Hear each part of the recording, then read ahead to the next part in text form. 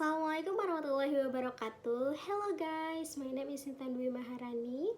I'm a college student of Syarif Hidayatullah, Jakarta, class 4B. And today I want to review a textbook that I have read. The title is Mother Teresa. So let's get started. Mother Teresa, a biography by Meg Greene, consists 174 pages with 10 chapters. I can clearly tell you guys that Mother Teresa deserved to be called Mother of the World and also a true saint regardless of the controversies or critiques that were raised. I chose this biography because my friends once told me to read this biography and I'm interested in knowing more about Mother Teresa.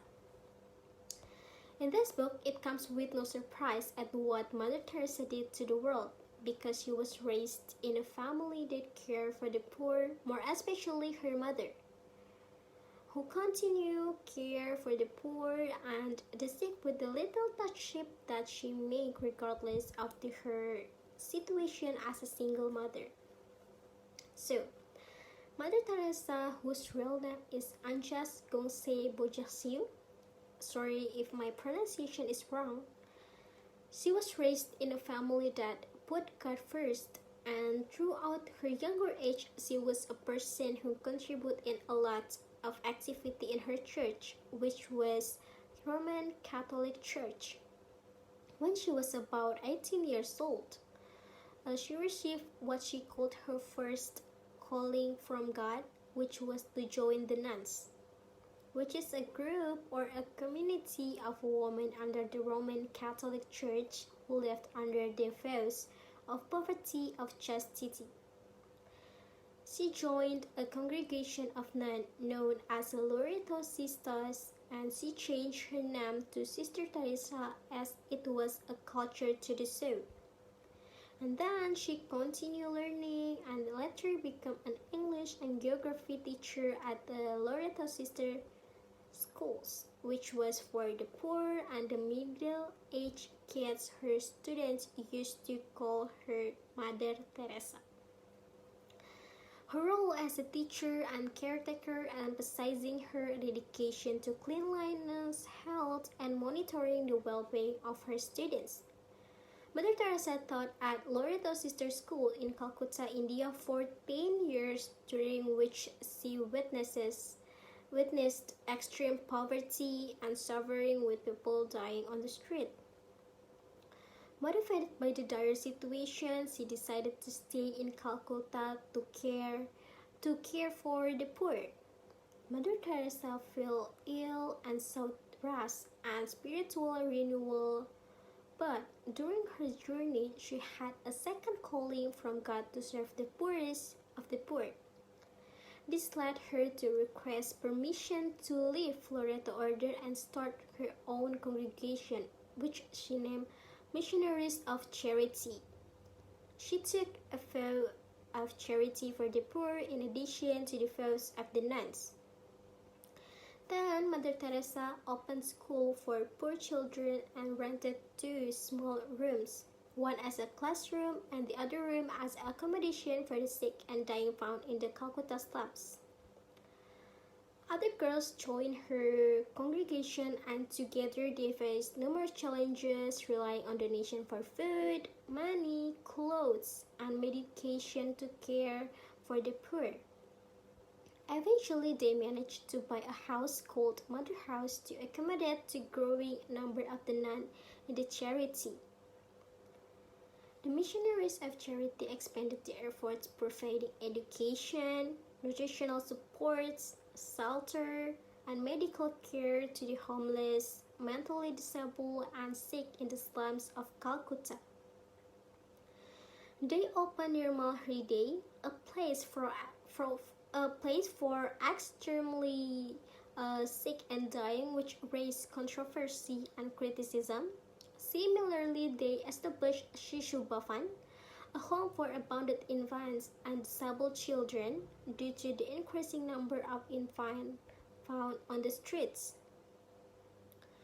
The missionaries of charity gained recognition and support, expanding their work beyond Calcutta to the rest of India and eventually becoming known worldwide. Mother Teresa received numerous prestigious awards, including the Nobel Peace Prize. Despite her significant achievement, Mother Teresa faced criticism. Some accused her of neglecting the sick at Nirmal Hriday and providing insufficient treatment. Controversies surrounded her stance against abortion and contraceptive use for family planning and population control. Additionally, concerns were raised about the transparency of the charity's financial statement and allegation of receiving donations from politically corrupt individuals. Nevertheless, Mother Teresa remained steadfast in her mission, maintaining the success of the missionaries of charity. Her work was recognized through documentaries, movies, and books. After her death in 1997, Mother Teresa was canonized as a saint, an honor bestowed upon her for her dedication to serving the poorest of the poor and her obedience to God's calling. This book emphasizing that greatness comes with a great responsibility, and as one's influence grows, criticism and attempts to destroy one's reputation are inevitable.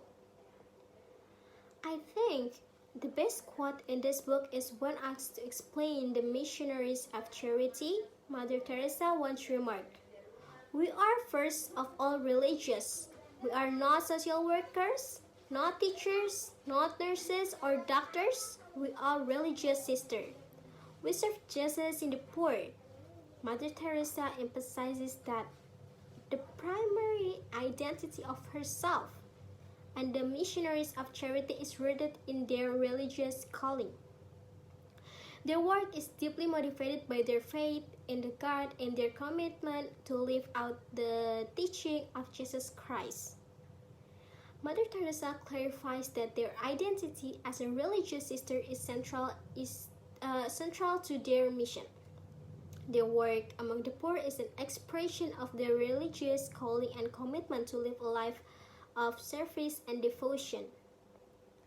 This book motivated me to go to others, so I read this book 8.5 out of 10 because the author's meticulous the research and engaging storytelling brought the subject to life in a way that I haven't experienced before. The book beautifully captured the essence of this character and the struggles. It was like the peering into the soul of a remarkable individual. Every chapter was a captivating journey filled with a fascinating revelation and beautiful story. The book not only educated me about the subject lives, but also inspired me on personal level. So, if you're a fan of biography, this one is an absolute must read. So, I think that's for me. Thank you guys for your attention. Wassalamualaikum warahmatullahi wabarakatuh.